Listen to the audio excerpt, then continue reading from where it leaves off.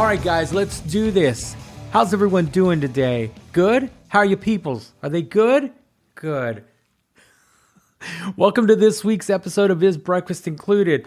I don't know if you guys saw this. We put it on the social media, but we got mentioned in a couple of international websites last week because of our interview with Sterling Winfield. I thought that was really cool. I don't know. Maybe you didn't, but I did. I have a question for you. Ever met a couple of cats and you walk in this room, you sit down, and you feel like you've known them all your life?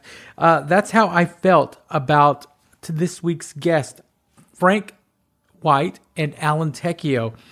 They've got a book called Jersey Metal, A History of the Garden State's Heavy Metal Scene, Volume 1. This takes you from 1969 to 1986. It is a plethora of knowledge of the New Jersey metal scene. And sitting down with these guys, I felt like I'd known them all my life. And we talked and we joked, and then I hung out way past my bedtime. But it was really great. Frank and Alan are great guys, and they support this scene, and it was really cool. I don't know how. They asked me how I'd heard about them, and I couldn't tell them. I remember I reached out to one of them, and they responded. Anyway, you should check out this book, Jersey Metal. You can find it at jerseymetalbook.com. Let's listen to this conversation, man. It was a lot of fun, a lot of information. Let's check it out. Let's start off. Tell me who you guys are. Okay, I'm Frank White. I'm a music photographer for 48 years, and I became an author in 2018, and I've written 3 books so far, one on the Misfits, one on Ronnie James Dio, and this current one with Alan, Jersey Metal. Alan Tecchio, singer, sang in a bunch of heavy metal bands. Many people would not know many of them, but I would say Hades, Nonfiction, Watchtower, big one, Seven Witches. I have a band now called Level Fields, which is kind of obscure. We have one CD out, but who even buys CDs anymore, right? So our future is maybe just digitally releasing songs one by one. But Frank came to me to collaborate on this 2.5 years ago. Right on, man. And it took a long time to get it done, and we really wanted to do the first book to set the stage as to, where the metal scene came from. So the real metal book is going to be probably the next book, which is 87 to 04. But without this book, you don't really know where it came from. It just doesn't come out of the blue. And it started with all of this stuff here. And a lot of these bands are going to find their way through all 3 books. So. Okay. Yeah. Go ahead. And mostly in the first book, it's tribute bands and cover bands. And then original bands kind of seep into the late 70s, early 80s time period. When and where did you guys meet? How long have you guys known each other? Since the mid-80s. Since the mid-80s? So you guys kind of came up in this scene together. Well, I was in a band called Prophecy. We only did demos and stuff. Mm-hmm. And I actually just found a wine today that I bought at one of the liquor stores I was soliciting called Prophecy. No way. I have to buy this. So I bought this bottle of wine. And Frank doesn't drink, so we can't share the bottle of wine. But it was very cool. And my drummer was like Frank White. He's this big photographer. He's going to shoot us. And it was his first staged photo shoot for our band Prophecy. Normally he shot live. Led Zeppelin, Bad Company, all the stuff that's in the book. Yeah. And this was the first pose this way, pose that way kind of shoot. So that's when I met him, and that had to be 85, I'm guessing. Actually, I think 84. It might have been 84. But before that, I photographed the band AC/DC at their hotel. It's in the book where I found out about where they were staying. 57th Street in Manhattan. And so we went there at nighttime, me and a friend of mine, and we actually used a house phone and called up AC/DC. And I guess I was speaking to Angus because the way he was talking. And he said, come down the next day in the morning. We'll be hanging out in the atrium in the hallway of the hotel. And sure enough, when we came down the next day, there they were. They were sitting right there, just So you just called them up from the front desk? Yeah. Well, actually, I guess the house phone was on the wall. Okay. And sure But they gave you the room number. Yeah, they did. Yeah. And so then I called them up, and then the next morning, I came down there with my camera and my friend, and Old school we gorilla. had like the best time talking to these guys, and we took photos through the whole thing. We must have been with them for about maybe like an hour or so. Right on. Yeah. That would never happen today. No, an old school gorilla. Yeah. Old school gorilla marketing. Early in I was looking at some of the pictures. You've been photographing bands all your life. Pretty much. Yeah. I mean, there's pictures in here of Led Zeppelin, of Sabbath. Right. Did you realize what you were capturing then? I don't think anyone then around even the bands, I don't think they knew they were going to still be around today. I mean, or legends like that. Yeah, when I started to photograph, it was like just out of pure wanting to use the camera in a different setting than using it around my neighborhood. And I loved music, and I've been growing up on it for about a half dozen years up to that point. And my mom was teaching me how to use the camera for almost 10 years before, I was able to go into the city without her knowing about it and bringing her camera in. Without her knowing. It's a big part of the book, man. It's a big part of the book for sure. And I was able to capture photos that were incredible when they came out. I was like blown away. Right on. So I just kept doing it after that. All behind his parents' back for decades. Yeah. Well, for a decade. And then you can drive. Yeah, for like a few years. And then, while I was working at Dunkin' Donuts in my town in Bergenfield, New Jersey, one of the guys that worked there, he had a van, and his name was Carlos, and he was able to take me to shows. And that's kind of like when I really was able to travel outside of, like New York City into Jersey, wherever, because I was only a kid at the time. Yeah. And I couldn't drive until I was at least, I got my license at 19. Yeah. And then I started driving everywhere. Getting into the beginning of it, I mean, the amount of information in this book, and I haven't even made a dent in the book, and there's so much information. Is this stuff you had to research, or stuff you just kind of gathered up through all your years? Well, I could take a photo from a show, and it's like a flashback, and then I could kind of start writing about that night. And a lot of times I would have like paper, I would take some notes, like what songs bands played. But I didn't think of myself as a writer at that point. I was just thinking of myself as a photographer, and, I was just working, sideline jobs and stuff. And then later on, as it progressed, I was able to do a little bit better note taking. And then that led to being a photographer for the magazines. But again, I was just more into just selling my photographs as opposed to writing articles. And that came way later down the line when my wife realized I was such a good writer. And then I started to talk to book companies about putting a book together. Right on. How did this photo shoot go? Great. It was killer. And we felt like superstars because Frank White was already a name photographer shooting us, and nobody banned. It was very cool. And the photos came out great.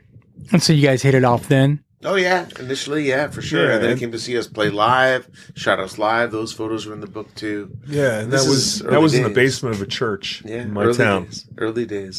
Do you still have those pictures? They're in the book. Oh, are they? I haven't got there yet. Yeah, I was pretty good with keeping everything in order, so I could find things right away. He's meticulous with that stuff. It's great. And that's how you become a good salesperson in this business. You have to have everything at your fingertips so you can take it out and send it out, or these days, scan it. Yeah. I've always envied that. I work in a somewhat of a controlled chaos. I'm sure. Right. It's here somewhere. It sounds killer. It's here somewhere, but if it's not there, I'm going to know it. Yeah. So coming up in this scene, God, there's so many bands in here. This band Gabriel, right off the bat, they were the first. They were one of the first bands to kind of really copy the bands that were the huge bands that I would start photographing later on. And they took the ball and started running with it. And then other bands immediately jumped on the wagon and started to also, play out mostly cover tunes, or if they were doing tributes, because they were doing a tribute to the Who, I think. I think so, yeah. Yeah, one was the other one. So Kiss, right? And so then they kept going through the 70s, and then other bands caught on to all this, and then they started to do the same thing, and they threw some original music in as well. Right on. Well, once you guys got to know each other, did you kind of say? Did you realize maybe you had been crossing paths all your life, or? Well, we lived close to each other, and then we came after Prophecy. The next time I saw Alan, when he was the singer of Hades. Okay.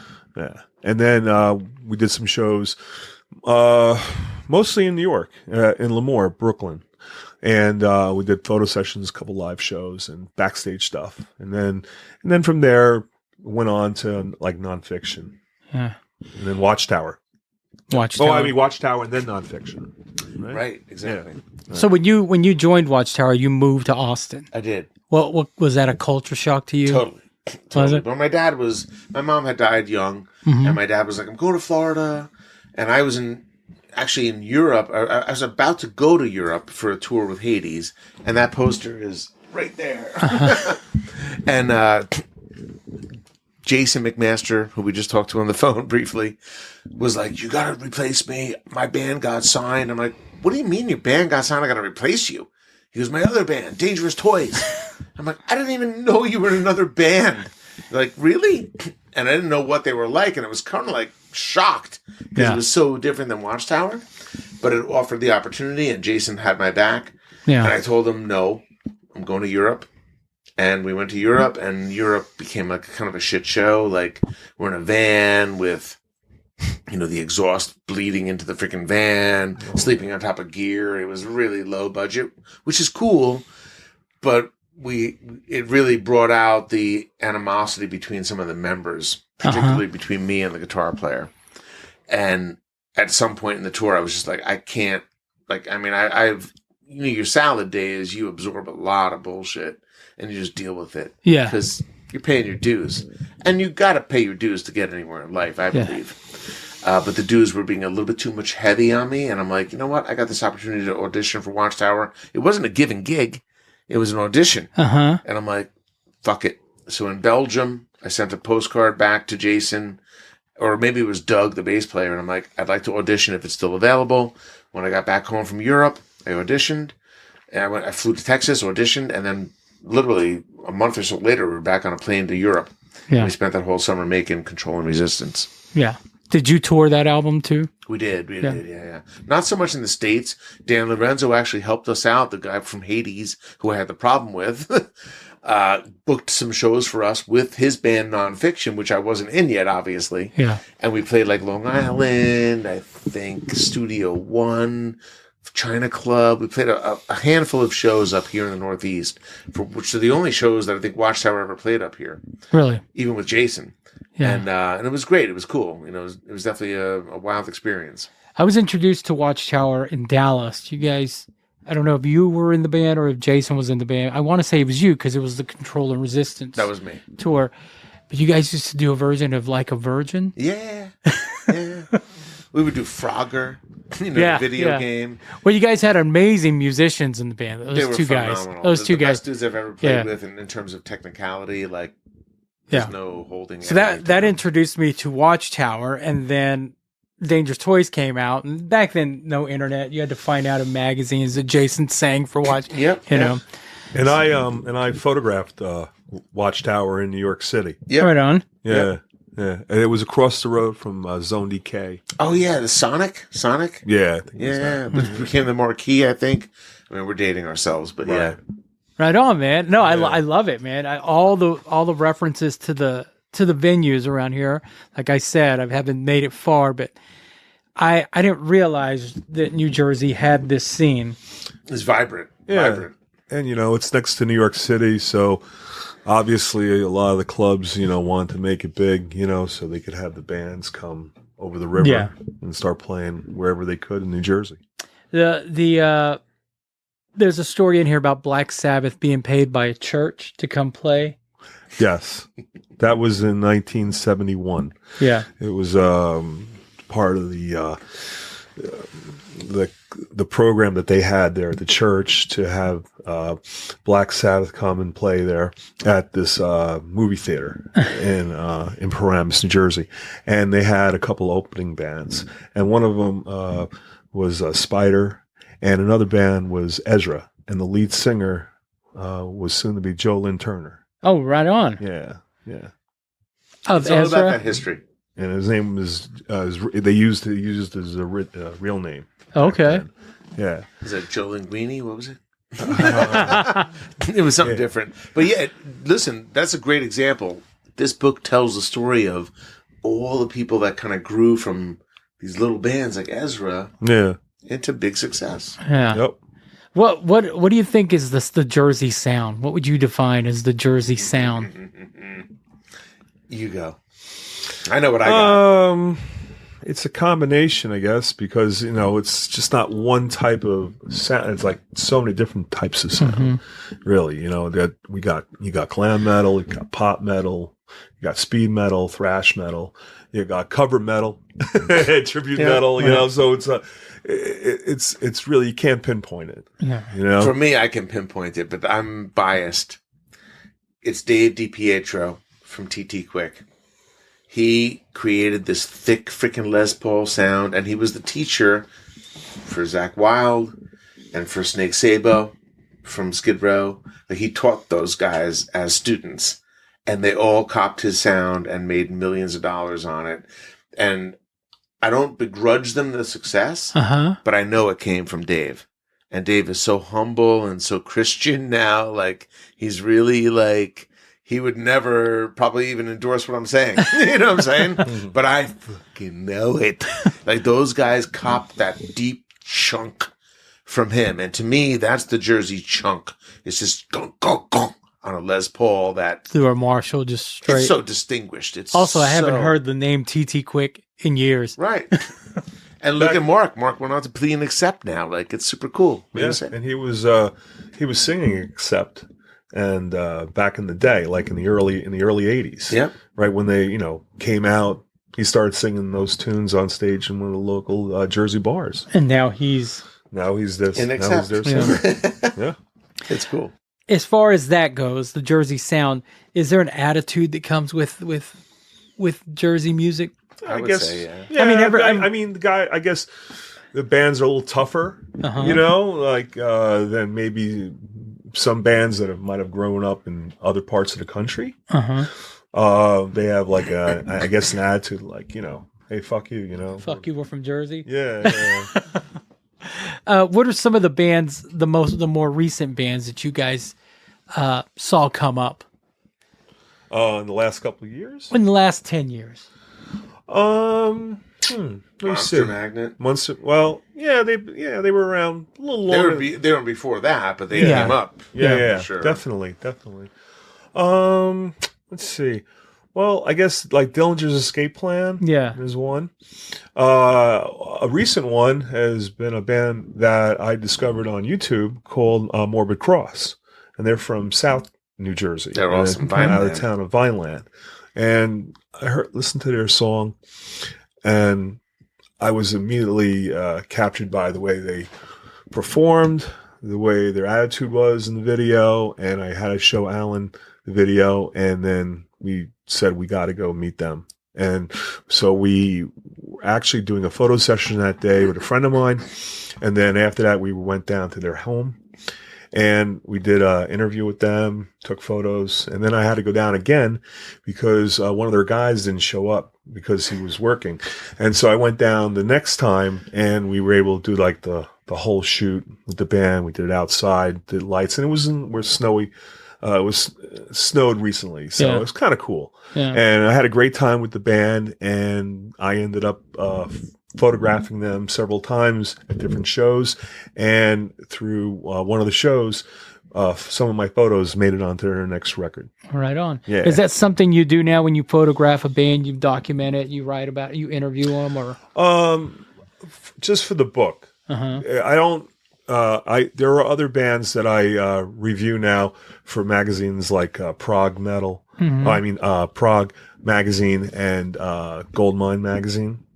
And so I basically kind of stopped doing interviews for our third volume because we're going to end it in 2021. Okay. Yeah.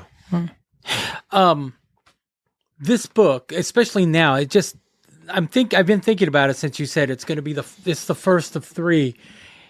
Just what I've got in this and just what I get from you guys, it kind of reminds me of a Jersey book version of the decline of Western civilization. I hear that. You know, the Yeah, early years, yeah. the metal years, and then Right. what else? But Except it goes on for decades. exactly, Yeah. this doesn't just center around A certain town. or a certain Yeah. era. It's from the beginning to now. Right. Or Although that Chris Holmes episode and that was great. Have you seen his documentary? Yes, it's So crazy. good, so I good. love it. Yeah. I love it. You know, when I saw that, He's a madman. when I saw that, I thought, oh, they're just going to be taking the piss out of him, and then I watched it, and I thought, man, it was so good. Yeah, Like, it no, it's really awesome. Totally captured awesome. something. This book seems like a labor of love. Yeah. Yes, It is both very much a love, but very much a labor.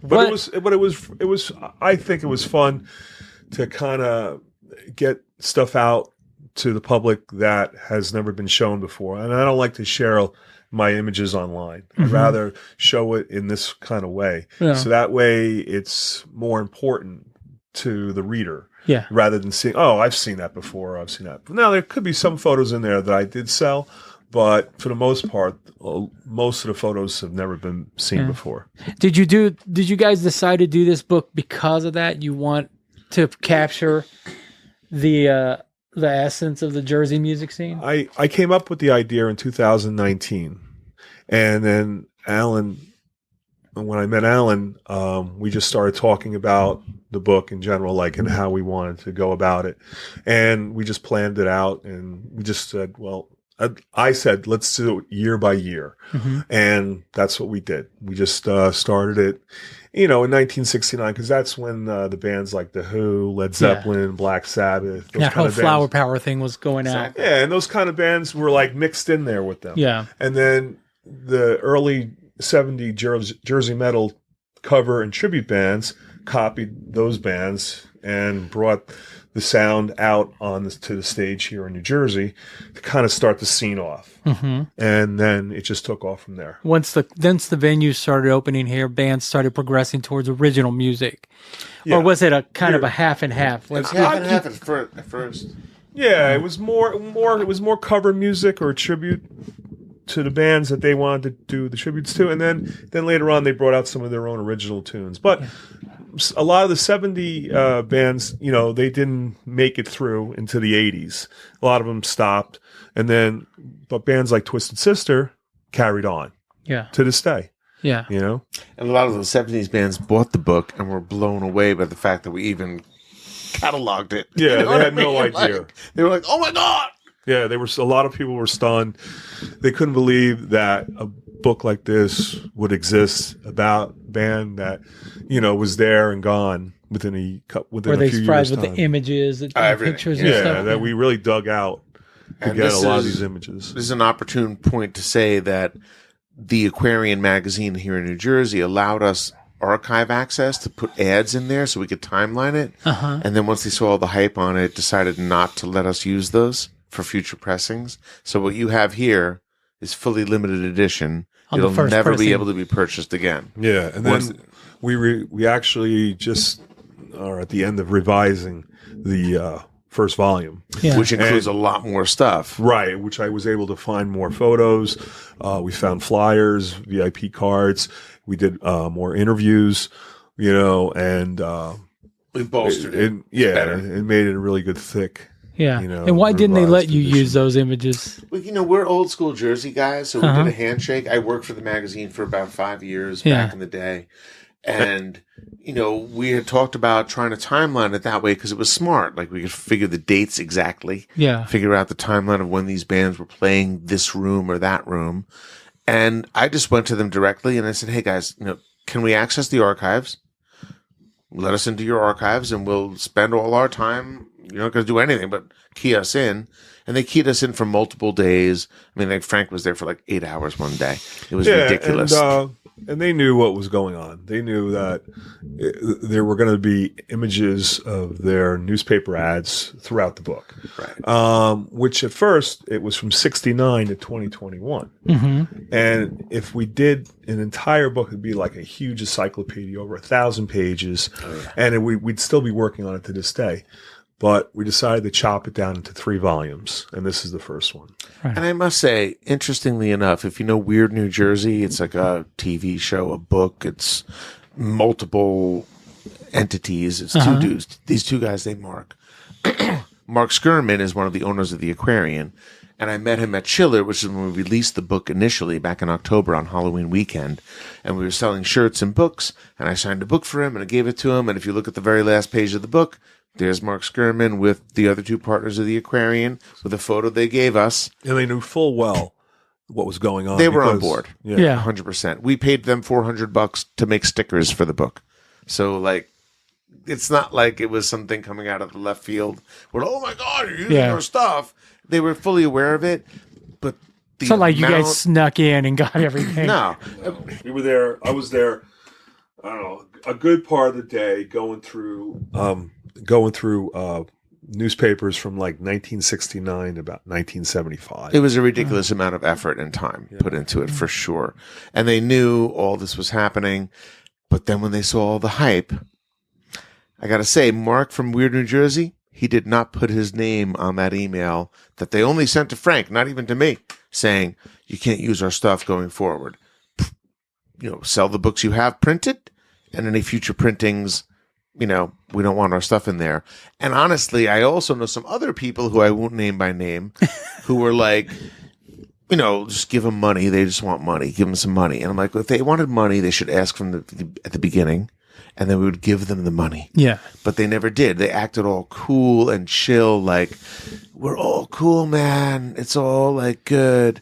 Do whatever you want and do your thing. We were gonna have, I guess the book was sort of like a jumping point for their when they wanted to bring out the newspaper after COVID was kind of over with, but still remains today. Yeah. But they were going to bring out the newspaper again, but they ended up just killing that and just whatever the reasoning going is on with the internet. Whatever the reasoning is, I don't know if they were going to bring the newspaper back out. That's what they were telling me. Well, that's what I heard. Well, I remember them saying they were going to do their own book about the whole magazine. That I didn't really listen to. Well, that was for sure. I don't think they're going back in person. I don't think they're going back into print. I mean, print is kind of very exclusive or dead. Yeah, you know what I mean. It's one or the other, and I don't see that. I think that we kind of stole the thunder of having a book be successful because people started buying the shirts that Frank's wearing right now, the Jersey Metal shirt. They're buying them like crazy and selfieing themselves.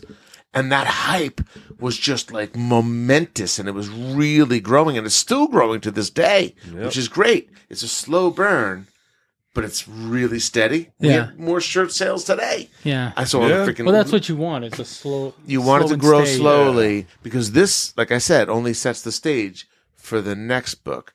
And unfortunately, the revised edition of this kicks this book's ass in a lot of ways, and the Aquarian is not even mentioned in it. And that was by their design. Yeah. We didn't do that to them. They asked us to not have them be included, so they're gonzo. It's like they didn't even exist in the revised edition, which the revised edition, quite frankly, will be the one that most people buy because the second book is going to be what hooks up, and then they'll go back and buy this one. And when they go back and buy it, it won't be this because these will be out of print. How much work was revising this one? Well, I mean, my job was basically to gather more photographs, interviews, any kind of flyers and VIP card. And then Alan immediately jumped on it and started to take out the ads from the Aquarian and then put in the photos, some made bigger, some were like added in. And then the flyers, we got flyers from several people and other things, and those replaced any of the Aquarian ads. And ultimately, there's no hate or any negative toward the Aquarian. They actually helped us a lot. Yeah. They Big gave misunderstanding. They gave us a highly limited edition, Yeah. which I never saw coming. And they allowed us the opportunity to have, like Frank was saying, bands that are in it, buy it, look at it and go, oh, this is really cool. I wish I could have told that story. Yeah. Well, now those stories are in. And they allowed you access that you probably wouldn't have had before. No. What do you mean? To go through I'm the saying archives. the bands didn't even know about the book. Oh, no, I'm They talking went about the and bought- aquarium. The aquarium's out the window. Okay. Like they were gone. Uh-huh. They didn't want us to use their stuff. Oh, okay. So we went and the book came out already. Yeah. So people are buying it and guys are showing up to our signings. We've done a lot of in-person signings and stuff like that. Guys from the bands and the books. Yes. And they're like, oh, I wish I could have said that. Or Metal Joe from the Old British Militia. Like, Yeah. I have this great story. I got some photos of Slayer from back when they played at the fire. And we're like, well, bring it on. So now all that new stuff is in the final version, the revised version, which is not, unfortunately, in this. But we told a lot of bands we can't use their flyers because we had all these ads. Yeah. And now the ads are gone. Now we can use their flyers. And we got plenty more flyers for the next book. So we're good. We're good. We're pretty much set into way into the 90s. And actually, we have all the Aquarian ads for the next books too, but we're not going to put the fucking physical ads in there. No. We're going to use the content and information from them. So again, thank you. Right on, man. Was it really, for lack of a better term, fulfilling when these bands were coming up to you going, wow, we haven't seen those pictures in years? Or, Yeah. It was very cool. It was a little weird, I will tell you though. Oh, with certain people. Kevin from Crank came to a thing we were doing at the That Metal Show Jersey party for Christmas. Yeah. And I got a little standoffish vibe from him because they're in the book. And he goes, yeah, you got most everything right. And he's a perfect example of what I was saying before. He's like, you know what? I had some stories and I have some other photos and stuff. And now all that shit's in the revised edition. Yeah, I made sure to call him immediately and say, hey, we're going to be revising the book. So it's enhanced. The Right on. final version is going to be enhanced because we have the opportunity to have the guys that are in it give us more stuff. Yeah. Like any scene, I came up in an 80s scene, 90s scene, and the support was there. The venues were there. Was it like that here? And what's it like now compared to the 80s? I can say as a player, there's a band called Prowler that came from North Jersey. And my band Prophecy that I was in, that Frank shot our first, stage photo thing with, we would hate each other because we were doing the same cover songs and trying to do our own originals. But we came out to see each other every gig because we wanted to see what the competition was doing. But we paid our way in. Yeah. You know what I mean? So there was a robust scene and support. Even if you were kind of against each other, you helped each other. Yeah. like a continuous battle of the bands. Totally. And we played against those guys in Battles of the Bands. Yeah. I think they beat us in one of them. I fucking hate that. Did you guys play at a bowling alley in my town in Bergenfield once? I played the rink a bunch of times, bro. Yeah, okay. Some band came out. The singer had a shovel with him. He goes, we brought the shovel to bury the other bands. I wasn't there for that one. I would have loved to have taken a I photo think of they that. might have beat us that night, too. I don't even know. I don't remember, but I'll never forget that. Yeah. I don't remember the band's name, unfortunately, but yeah. I remember there's a band out of Dallas or Austin, Dallas, Blue October. You guys heard of them? Oh, yeah. Heard of that. So I remember going to see them at Trees, the club we were talking about earlier, Okay. and it said Blue October on their flyer plus 4 insignificant bands. Right. Didn't set well with the other bands, but I do remember that flyer. Oh, they literally said that? On the flyer, yeah. It's Yeah, we never did anything like that. We- but we were competitive. Yeah, we have some pretty interesting flyers that we got from people already. And it's crazy how the artwork just flew out of these people, and just I'm looking at a lot of these flyers that I've never seen before. Because I would look in the newspaper, the Aquarian, to find out where bands were playing, and that's when I would end up going. And then certain people would just be collecting them. Year after year until I was able to get a hold of them. As a musician, as a photographer, as writers, do you guys miss, or as local scene supporters, do you guys miss the day of the flyer? There's a lot of nostalgia there. You know? So, yeah, for sure. But the world has moved on. You know what I mean? I do miss it. I get it. I feel lucky to have experienced it. Yeah. Now it's all internet. Yeah. That's how they do it these days. I mean, there might be a band or two they might throw out a flyer somewhere, you know, but it's mostly internet. No, dude, and even the listening of it. A guy that I know sent me his CD for his band, Candy Striper Death Orgy. Oh my God, I have their T-shirt at home. I didn't see that. I just got the CD. And he goes, "Did you listen to it?" I'm like, "I don't have a CD player," but then I realized I have one in the garage. So last night I listened to it, and it's full on old school thrash. You Right know on. what I mean? Which is rare these days and very cool. You know, What's the scene like these days? is there a scene? You know, like last night, Alan went to see Anthrax and Black Label Society and Exodus at the Wellmont Theater in Montclair. You know, and then there are other shows coming up. Metallica is going to be playing, you know, with Pantera. You know, so there's still a scene, but it's not maybe as strong as it used to be, I think, because there's not as many clubs. Back in the 70s and in the 80s, because of the drinking age, you know, there were a ton of clubs. And then when the drinking age changed, that's when the scene kind of dropped off a little bit. And then at that point, then original bands started happening, and they were playing like the theaters, you know, and so forth. And you know, and then there were a few clubs that opened up again, you know, different places. But nowadays, you know, I visited like a lot of these old places where people played, you know, and they're like, some of them are falling apart, you know, for instance, like City Gardens in Trenton. I mean, that place is just about to cave in because it's been dilapidated for many years. And it's too bad that someone can't come up with the money to maybe redo the building again. It'd be another great place for bands to play. Yeah. And your shirt, Dingbats, is that a... Little bar in Clifton on Van Houten Avenue. We're good friends with the owner.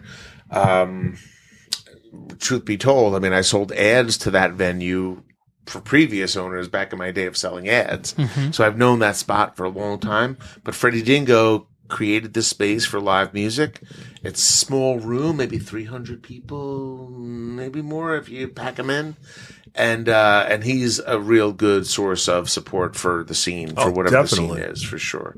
It's one of the last bastions. Debonair Music Hall up in Teaneck does some shows too. Starland Ballroom. Starland Ballroom does some bigger shows, more like a 2,000 kind of seat kind of thing. Yeah. But it's a very different world, man. It's just very different from back in the day. Yeah. Every scene has cats like you guys, like, you know, that came up in the scene and just love it and support it no matter what. Like, you know, Yeah.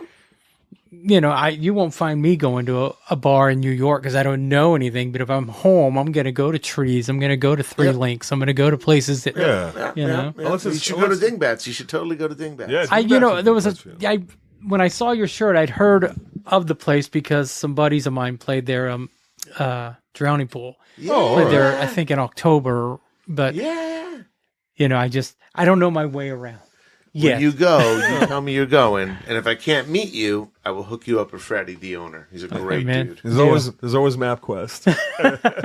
Yeah. MapQuest. or what's the other one? Google Maps. Waze. Google Map, Waze, Ways, you know. yeah. Whatever. Yeah, That's what got me easy here. to find. It got me here, but I couldn't find the driveway. It's a weird house. It's a weird There's a few house. places. Too far. But yeah, no, if you go, let me know. Right on, man. Who's your favorite band in this book? I mean, there's too many to mention, but who's the band that got you to do what you wanted to do? local band? Yeah, a local band that you looked up to. I gotta say TT Quick. I just have to. And I wasn't even the biggest fan back in the day, to be honest with you. We were sort of competing with them, but they were ahead of us in a big way. And we played rooms. I remember opening for them at the Rising Sun in Yonkers, New York. Yeah. And the owner was this guy, Mo, and he had this real gravelly voice. He's like, "You guys are good, but where's the people? Nobody asked for you at the door." And TT Quick, excuse me, had a packed house on like a Wednesday night or something. I mean, hundreds of people. And they came out and just crushed shit. And it was like, wow. And then to see them go on, and I also saw the downfall of TT Quick, where I saw him at the Rec Room in Wallington. Yep. there was like maybe 50 people there, and they were kind of past their prime, and they just didn't look good or sound good. And then they kind of revived themselves again. And then Mark got the gig with Accept. So it's all weird how life works. Mine would be Twisted Sister. Yeah. They're a very powerful band playing in clubs. I mean, these guys were giants on stage, and their music just like made people want to bash into each other, and just, have the best time you can for a few hours, and very entertaining. Love to photograph them. Always a great time with that band. So definitely those guys. I'll have to say Twisted Sister was the first rock band I heard coming up, and it was at church camp. Really? And one of the kids snuck his cassette, and it was Twisted Sister. And Like a handheld cassette player thing? Huh? The handle on it? Yeah. Brought Awesome. it, and we would listen to it, when the counselors went to bed. Wow. And we're listening to I Want to Rock, and Right. we're not going to take it. And then I came home, and then I was introduced to Def Leppard and Quiet Riot and stuff like that. Twisted Sister was the first rock band of I want to say my generation, but they weren't really my generation. They were the kickstart of it. Yeah, they definitely had a big changeover in band members especially in the 70s, and then in the early 80s is when they finally got it together and they kept that same lineup. Yeah. Until Favorite AJ Def passed. Leppard record? Def Leppard? Mine, I mean, Pyromania is what I was introduced to. You might hate me, but I love Hysteria. Hysteria is good. Wow. When I made the Watchtower record in Germany, we didn't have a lot to listen to, and Hysteria was one of the albums that we listened to. Yeah. It's So it got ingrained in my head, and I really like it as a result. But I was exposed to that like incessantly, yeah, and then we got to dig it. yeah. But that's but High and dry, baby, high and dry. High and Dry is great. I'm all high and dry. Yeah. Is there a band you guys cross paths with that you were like, maybe there, and then they turned out to be huge? You might know better than me. You've met many more bands than me. You mean for in general? Like In general, when I was growing up? Yeah. I don't know. I just What do you mean, like a band that you didn't think was going to make it? Yeah. and did? And then they did.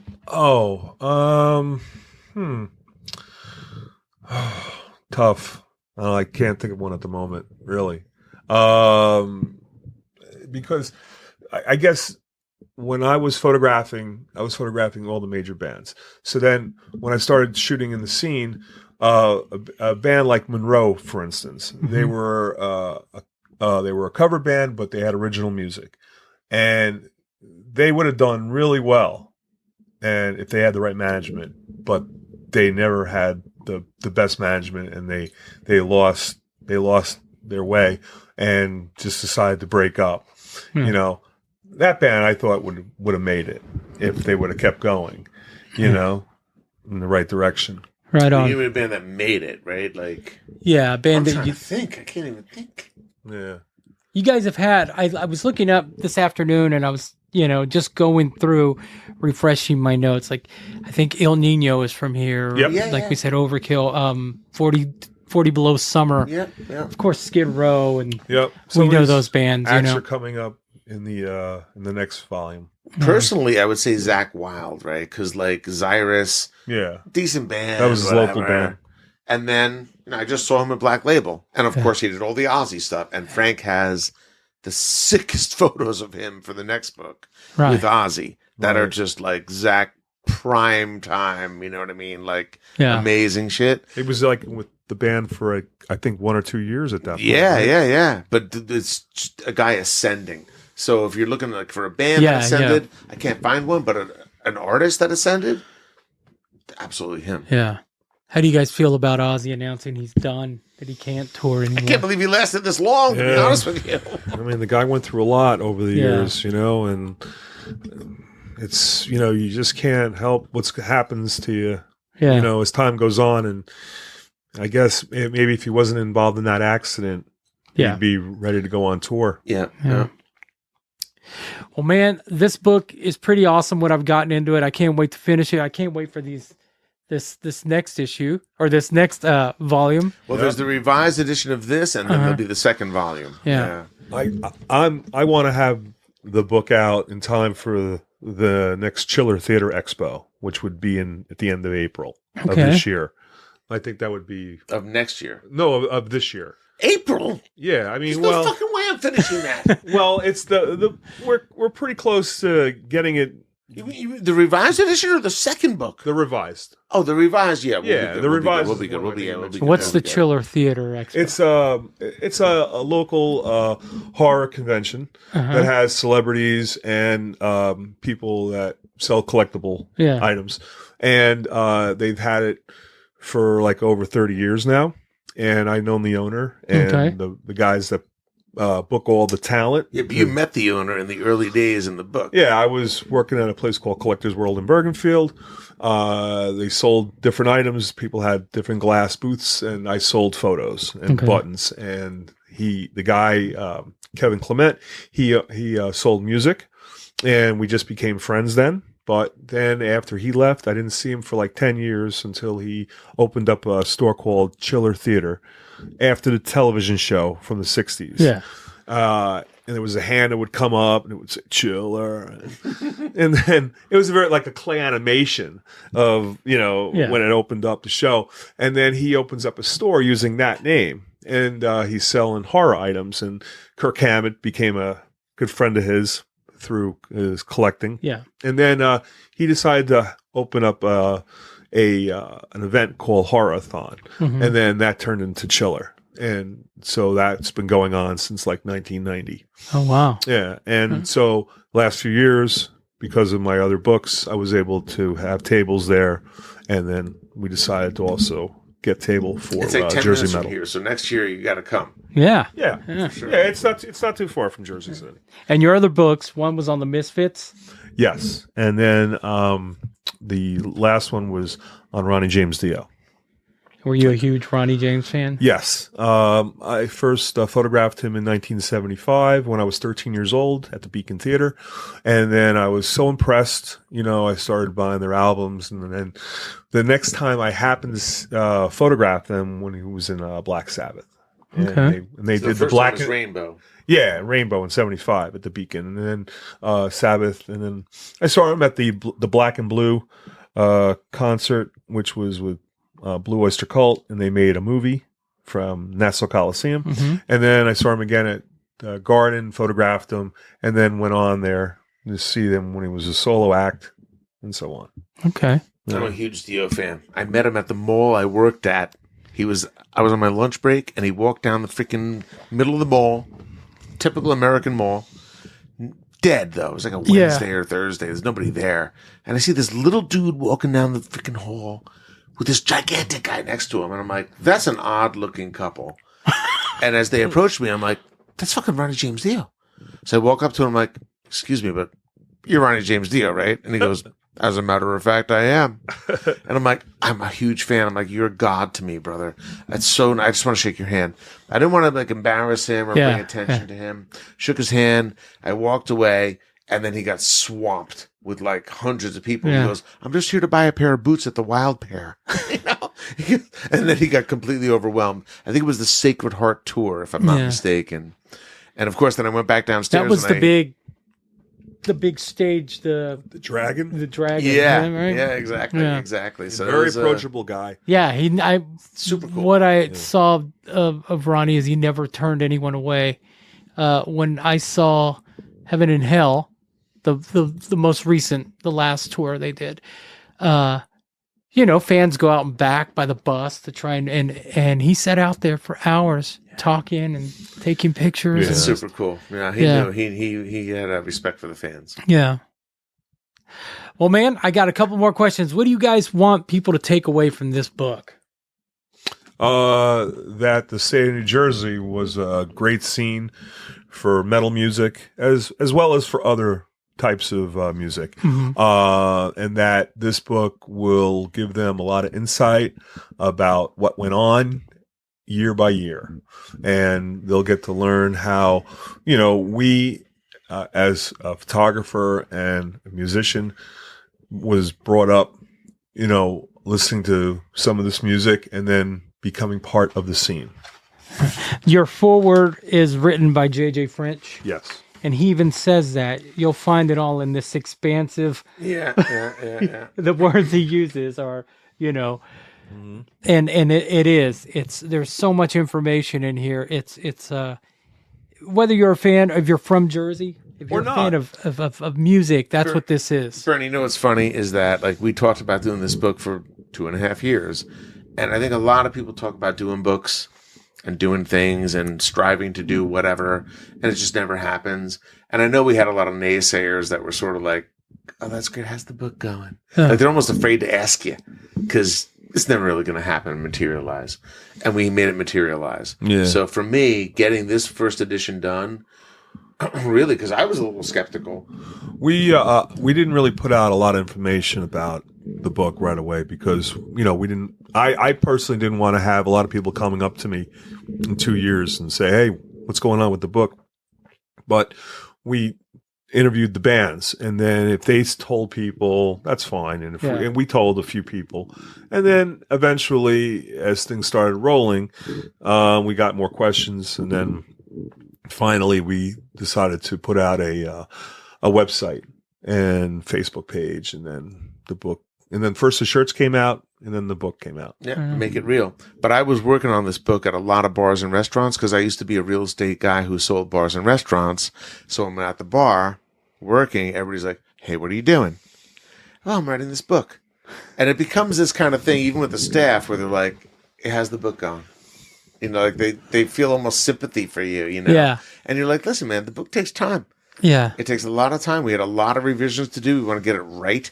In fact, when I did the revised edition, I found a bunch of typos that I made that I was like, "Oh my God." In fact, one was like 2 or 3 sentences of a paragraph that repeated itself completely in its entirety. Right another few sentences later, and I'm like, "Oh, how did I miss that?" Like, we scoured this thing. We reproofed and reproofed, but you can never proof enough. Yeah. And so that's why I know the revised is going to be like as perfect as it can possibly be. Right on, man. And we tried with this one to make it great, and it's really cool. And I love that it's so unique and not buyable again. To me, that's huge. I love that. And thank you for It's giving me huge, this of copy. course. This copy. That's why I wanted to get in your hands before they're gone, because we're blowing through them, brother. We probably have maybe 200 books left, and that's it.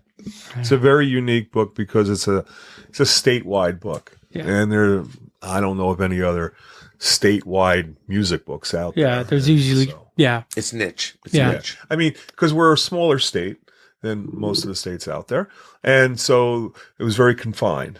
And so you can go to the top part of New Jersey to the bottom in 3 hours, and so there's plenty of places to go see a band back in the day. And then as time went on, obviously, the scene changed, but, we were able to capture a lot of it. Right on, man. Right on. I meant to ask you this earlier, Alan. Frank had written 2 books. Had you ever? No, it's my first one. Is it? First one. Yep. That all the typos, is that where that came? Yeah, totally. Right on. There's always going to be things that you have to fix. Yeah. First time Well, it's very impressive, man. It's very impressive. Thank you. Thank Yeah. you, Bernie. My final question. My podcast is called Is Breakfast Included? And if we were having breakfast, what would you have? Ooh, you go. Oh God. An omelet, egg, bacon, toast, juice. I would absolutely go back to Austin, Texas on MLK and get migas with the biscuits and the honey and the butter. It just doesn't come any better than that, man. No. And I can't find it up here. For Mother's Day or my wife's birthday, I will make her migas. I can't really do the salsa anymore that goes in it, but because my diverticulitis, which is great, getting old, great. It's freaking awesome. But migas, man, you can't really find them up here except a special couple spots. Yeah. Maybe Jersey City, you got plenty of spots for it. Sure. Yeah. Yeah, you can find them, but yeah. But they're not the same, right? They're not the same. Dude, I don't want to be that guy because I'm a resident now. It's hard to be authentic, and that's authentic, man. Yeah. The stuff in Austin was like off the shelf authentic. So migas all day long. Awesome. Well, guys, thank you for your time. Thank you for having me here. Thank you, of course. You know, welcome. thanks I'm for glad you found the place. barely. But man, let's do it again when the second book comes out. Cool, man. Absolutely, Bern. All right. That would be Thank awesome. you so much, man. Thanks. Cheers. There you go. Frank White, Alan Tecchio, Jersey Metal. Check it out at jerseymetalbook.com. You can find it. They've got shirts, they've got books. And like they said, if you order now, you're going to get the first print of the first book, not the revised edition. And it's pretty cool. I was really happy that they sent me that. And you know what? I'm almost halfway through the book right now. All right, guys, I'm done. Have a great day. We'll talk to you next week.